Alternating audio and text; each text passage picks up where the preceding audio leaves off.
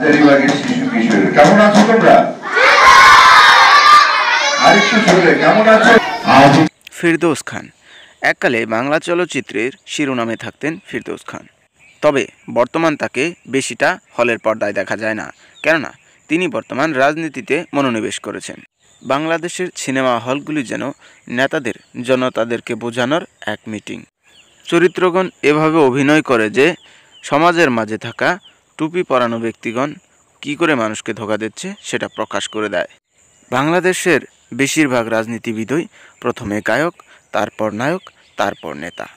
আপনারা যদি উদাহরণের দিকে লক্ষ্য করেন তবে অনেককেই দেখতে পারেন, যেমন বাংলাদেশের বিখ্যাত গায়ক মমতাজ বেগম, যিনি প্রথমে গায়ক ছিলেন, তারপর অভিনয় করেছিলেন, তারপর রাজনীতিতে মনোনিবেশ করে এমপিও হয়েছিলেন।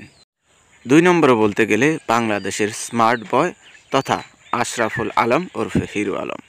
তিনি একাধারে গায়ক, নায়ক, লেখক ও রাজনীতিবিদ। বিশ্বাস হচ্ছে না? দেখুন এবার।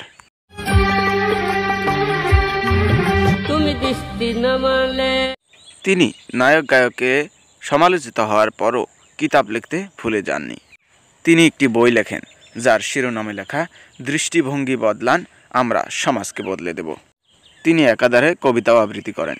এসো দন্যনগরীর ধন্য দামাল।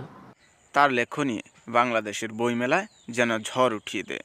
তার লেখা আলোচিত ও সমালোচিত দুইটা দিকই প্রকাশ পায়। রাজনীতির মাঠে নেমে তিনি গণধোলাইয়ের সম্মুখীন হন।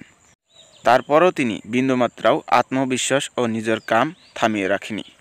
এবার রাজনীতির মাঠে পা রাখতে চান বাংলাদেশের সবথেকে প্রভাবশালী ভিলেন মনোয়ার হোসেন ডিপজল। তিনি যখন নায়কে অভিনয় করেন সবার চোখের জল ধরে রাখতে পারে না। আবার কখনো ভিলেনের রোল যখন পাঠ করেন তখন শিশুগণ তার সিনেমা দেখতে ভয় পায়।